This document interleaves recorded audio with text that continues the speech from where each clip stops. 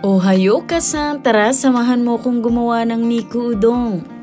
Siya nga pala, Okasan, this is my own version of Niku Udon. So ayan, samahan nyo na akong maghiwa ng ninjin or ng carrots. Dapat ganito lang kaninipis ang hiwa nyo, Okasan, para mabilis siyang lumambot. At syempre, favorite ko ang tamanegi or yung onion, kaya maglalagay ulit ako ng onion. Usually, mga pagkain ng mga Hapon, di sila mahilig maglagay ng sibuyas at bawang sa mga ulam nila. So, syempre, Pinay tayo, kailangan natin maggisa-gisa. So, ayun na nga, meron akong spring onion. Pang decoration ko yan mamaya. So, eto na, naghiwa na ako ng kyabetsu or cabbage. Ulitin ko, Okasan, this is my own version. So, pwede rin kayong gumawa ng sarili nyo. So, eto na ang gagamitin kong udon. So, syempre, gusto ko deluxe ang aking Niku Udon. Lalagyan ko rin siya ng ebi tempura. So, eto na nga yung Niku na gagamitin ko or yung meat. So, eto, naglagay ako ng kikumandashi at ng mentsuyu.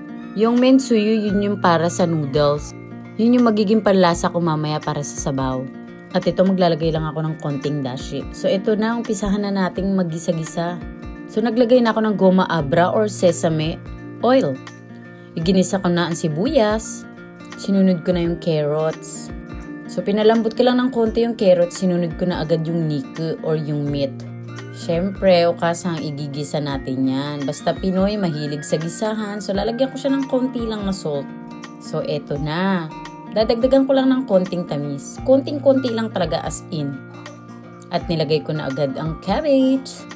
So, eto, nilagay ko na ang tsuyu. Yan na din ang ginawa kong pampalasa sa Niku. Kasi yan din naman magiging lasa ng sabaw niya mamaya. So, ayun na nga, Okasang, maglagay na tayo ng tubig para sa sabaw. 3 cups nga pala ng water ang nilagay ko para sa pang-apat na servings. So, ayan, naglagay na ako ng 200 ml na mentsuyu at naglagay ako ng konting-konting dashi. 6 ml lang. So, ayan, Okasang, hinalo-halo ko lang siya hanggang sa kumulo.